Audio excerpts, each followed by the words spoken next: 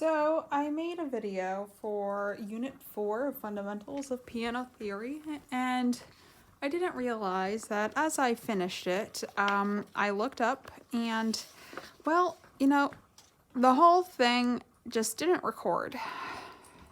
So here we go again. This time it's all done for you. You can just look and just copy it down. Just make sure that you're looking at your time signatures. So in 2/4, 2 beats per measure, and the quarter note gets the beat. Yep. Something that they did, I didn't like to do, is that they just wrote 1-2. I like to show that both of the beats are connected to the half beat. You can do it with a dash. I like to do it with like a shoop, the loop. Same thing with the dotted half note, shoop, the loop, to show where all of the beats are going in the measure. 3/4 time signature, 3 beats per measure, and the quarter note gets the beat because they both had the 4 on the bottom. 4/4 time signature, 4 beats per measure, 4 on the bottom means quarter note gets the beat. Same thing here, the whole note, 1, 2, 3, 4, swoop de loop it. Make sure everything, you show where everything is getting counted at. So we're back at 2/4 time signature. Now we're counting out our 8th note. So we're splitting the beat in half, and we're calling the second half of the beat and. So it's literally written out and, but we're going to write it as a plus sign. However you want to write it, I don't care. You do you. Just make sure it's written out as and.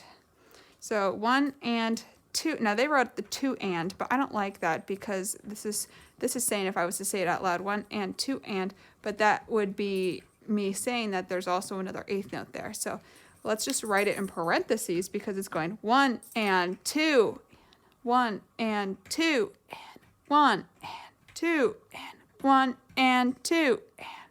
But I see what they're saying here. They're just dividing the whole beat for you. But they should have like maybe did a little bit more transparent in the writing to not confuse everybody. So drawing in your bar lines, make sure you got your swoop-de-loop-dees. Everything's in 2/4 on this page. And here we go, 3/4, counting continues. Drawing in our bar lines, 3/4, 3/4, 3/4. Adding in more beams across 4 8th notes, 4/4. Nothing's changed.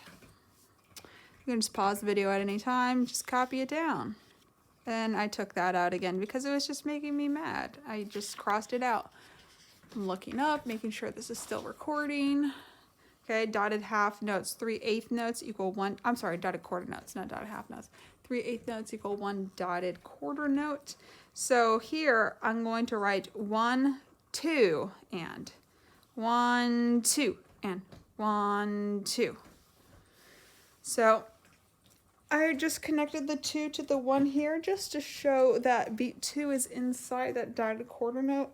You do you. You can just write beat 1, forget about that, and write the and of beat 2. But a lot of people are like, well, then where's beat 2 at? Is this the and of beat 1? So I'm just connecting it to show that beat 2 is inside that dotted quarter note because it's worth 1 and 2. So we have 2/4, 3/4, and 4/4. Make sure you're watching your time signatures, homie. We got upbeats here, so we're starting not on the downbeat of a measure, but we're starting on the upbeat or the pickup into the measure or the anacrusis, depending on who told you what. Whip. So best way to figure out what beat this is starting on is, first of all, you got to look at your time signature and be able to say, okay, it's 4/4, so this is beat 4. Well, because, well, here's 1 beat and here's 3 beats. So I have 1, 2, 3, 4. This will never be beat 1. And, well, yeah, it will never be beat 1. So this is 3/4. So 1, 2, 3, and, okay? It doesn't mean that we're starting our music here. It's just how I'm determining what number this is. This is 4 beats. So I have 1, 2, 3, 4. Or if you can just do it backwards and say, well, there's only 1 beat here, so that must be the last beat of a measure. It must be beat 4. Here's 3 beats per measure, 3/4, so it must be the last beat of the measure, 3 and. 1, 2, 3. Boom, it checks out. Here's 2 beats here. So I have half of a measure, half of a measure. So 1, 2, 3, 4. That's how it works best for me. Whatever you got to do to think to work best for you, you do you. Let's see, rest sign.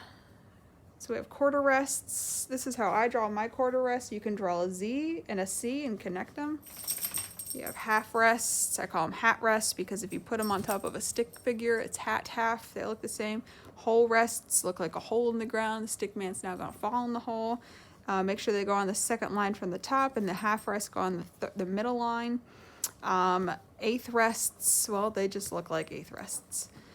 Then you're filling them in with only one rest per measure. So here, there is obviously more space in between this note and this note, so I put the rest right there. Same with right here too. So just kind of like use your noggin, you know, where does it fit best at? Now I didn't do this because, well, you know, I don't have time for that. Okay, so that's the end of this section. Really watered down. I just don't feel like making another 15-minute long video. Okay, bye.